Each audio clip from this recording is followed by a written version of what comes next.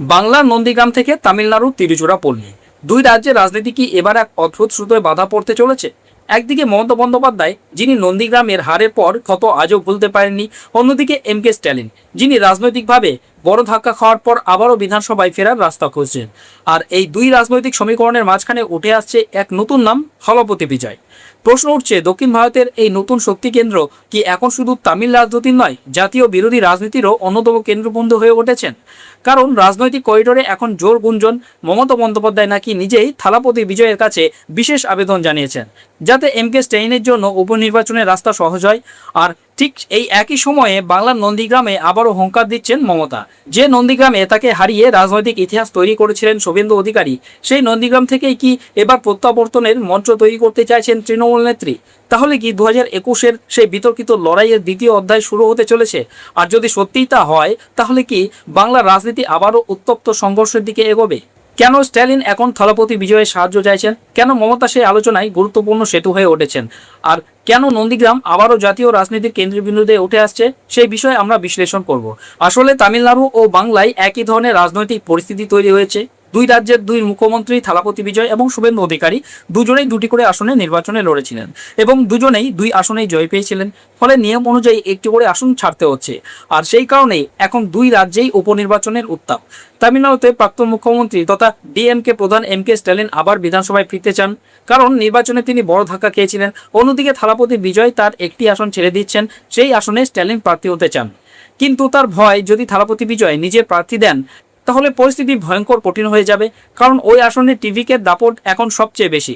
এই পরিস্থিতিতে স্ট্যালিন নাকি মমতা বন্দ্যোপাধ্যায়ের মাধ্যমে থালাপতি বিজয়ের সঙ্গে যোগাযোগের চেষ্টা করছেন। যদিও প্রশ্ন উঠছে, মমতা কেন? রাহুল গান্ধীও তো এই ভূমিকা নিতে পারতেন। কিন্তু রাজনৈতিক মহলে আলোচনা, মমতা এবং স্ট্যালিনের মধ্যে এখন এক ধরনের বোঝাপড়া তৈরি হয়েছে। আর সেই কারণে মমতা নাকি থালাপতির কাজে স্ট্যালিনের জন্য পথ সহজ করার চেষ্টা করছেন। স্ট্যালিন খুব ভালো করে জানেন থালাপতির সমর্থন ছাড়া ওই আসনে নামা বড় ঝুঁকি, কারণ থালাপতি যদি নিজের প্রার্থী দেন আর স্ট্যালিন যদি হেরে যান, তাহলে সেটা তার রাজনৈতিক জীবনে আরও বড় ধাক্কা হয়ে যাবে। তাই স্ট্যালিন ঝুঁকি নিতে চাইছেন না, তিনি নিশ্চিত জয়ের রাস্তা করছেন। খবর অনুযায়ী মুখ্যমন্ত্রী বিজয়ের ইস্তফার পর ডিএমকের একাংশ প্রস্তাব দিয়েছেন যে তিরুচিরাপল্লী পূর্ব কেন্দ্রের উপনির্বাচনে এম.কে. স্ট্যালিনকে প্রার্থী করা হোক। ঠিক একইভাবে মমতা বন্দ্যোপাধ্যায়ও বাংলায় নন্দীগ্রাম থেকে উপনির্বাচনে লড়তে পারেন, যাতে তিনি আবার বিধানসভায় নিজের দলকে নেতৃত্ব দিতে পারেন।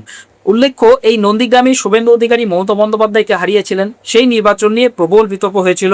প্রথমে খবর এসেছিল প্রায় 1200 ভোটে এগিয়ে আছেন মমতা, কিন্তু কিছুক্ষণের মধ্যেই ফল উল্টে যায়। শেষ পর্যন্ত শুভেন্দু অধিকারী প্রায় 1700 ভোটে জয়ী হন। সেই সময় মমতা অভিযোগ করেছিলেন ফল ঘোষণার পরে কারচুপি হয়েছে। তিনি আদালতে যাওয়ার কথাও বলেছিলেন। ফল ঘোষণার পর মমতা বলেছিলেন, নন্দীগ্রামকে আমি ভুলতে পারবো না। নন্দীগ্রামের আন্দোলন আমি করেছি, সংগ্রাম আমি করেছি।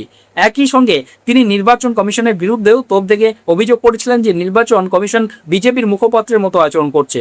অন্যদিকে বিজেপি নেতা অমিত মালব্য মমতার পরাজয়কে তীব্র কটাক্ষ করেছিলেন। তিনি বলেছিলেন, নন্দীগ্রামে শুধু শুভেন্দুর জয় নয়, প্রমাণ করে দিয়েছে যে মানুষ মমতাকে প্রত্যাখ্যান করেছে। এখন প্রশ্ন হলো, আবার যদি নন্দীগ্রামে ভোট হয়, তাহলে কি মমতা জিততে পারবেন? রাজনৈতিক বিশ্লেষকদের মতে এবার পরিস্থিতি আলাদা, কারণ বাংলার সাম্প্রতিক রাজনৈতিক হিংসা ও সংঘর্ষের পর মমতা সমর্থকরা আরও সংগঠিত হয়েছেন। বিজেপির ভাবমূর্তিও ক্ষতিগ্রস্ত হয়েছে বলে অনেকে মনে করছেন। ফলে এবার যদি ভোটারদের বাধা দেওয়ার অভিযোগ ওঠে, তাহলে বিজেপির উপর আরও বড় প্রশ্ন উঠবে। তবে অন্য একটি বাস্তবতাও রয়েছে, অনেক ভোটার নাকি এখন দলবদল করেছেন। বিশেষ করে যারা আগে তৃণমূলের সঙ্গে ছিলেন, তাদের একাংশ বিজেপির দিকে ঝুঁকছেন, কারণ ক্ষমতার সঙ্গে থাকায় নিরাপদ, এমন ধারণা তৈরি হয়েছে অনেক জায়গায়। তাহলে মমতার পরিকল্পনা কি? কিভাবে তিনি নন্দীগ্রামে জিততে চান? রাজনৈতিক বিশেষজ্ঞদের মতে মমতা এবার আবেগ, সহানুভূতি এবং অন্যায়ভাবে হারানো আসন ফিরে পাওয়ার ইস্যুকেই সামনে আনবেন। তিনি বোঝাতে চাইবেন আগেরবার তার সঙ্গে অন্যায় হয়েছে, আর এবার মানুষ সেই ভুল শুধরে দেবে। অন্যদিকে শুভেন্দু অধিকারীও চুপ করে বসে থাকবেন না। ইতিমধ্যেই তার সরকার মুসলিমদের বিরুদ্ধে একটি বিতর্কিত সিদ্ধান্ত নিয়েছে বলে অভিযোগ উঠেছে। তবে এই পুরো ঘটনা প্রবাহে সবচেয়ে গুরুত্বপূর্ণ বিষয় হলো, বাংলা থেকে তামিলনাড়ু পর্যন্ত বিরোধী রাজনীতিতে এখন নতুন সমীকরণ তৈরি হচ্ছে। এম.কে. স্ট্যালিনের রাজনৈতিক অবস্থান আগের মতো শক্তিশালী নয়। মমতা বন্দ্যোপাধ্যায়ও অনেকটাই নমনীয় হয়েছেন। দুজনে এখন বুঝতে পারছেন ইন্ডিয়া জোটের ভিতরে একসঙ্গে থাকাই তাদের জন্য সবচেয়ে বেশি লাভজনক। কিন্তু শেষ পর্যন্ত থালাপতি বিজয় কি করবেন? তিনি কি স্ট্যালিনকে সমর্থন দেবেন, নাকি নিজের প্রার্থী নামাবেন? কারণ ওই আসনে তার নিশ্চয়ই নিজস্ব পরিকল্পনা রয়েছে। অনেক ঘনিষ্ঠ নেতাও টিকিটের আশায় বসে আছেন। ফলে এখন শুধু সময়ের অপেক্ষা, শেষ পর্যন্ত কি হয়। বাংলার নন্দীগ্রাম এবং তামিলনাড়ু তিরুচিরাপল্লী, এই দুই রাজ্যের দুই রাজনৈতিক লড়াই যেন এক অদ্ভুত সুতোয় বাধা পড়েছে। এই পুরো বিষয়ে আপনাদের কি মনে হয়? কমেন্টে অবশ্যই আপনার মতামত জানান।